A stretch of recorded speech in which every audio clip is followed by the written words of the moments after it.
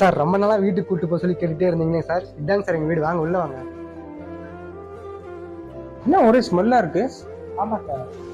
பாப்பா சார் அப்படியே ஒரு 5 நிமிஷம் வெளியே இருக்கீங்களா சார்? வந்துடுறேன். சரிப்பா. எதுக்குமா கீழே இறங்குன?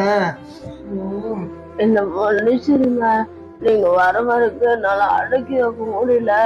அதனால ஒண்ணும் இல்லம்மா.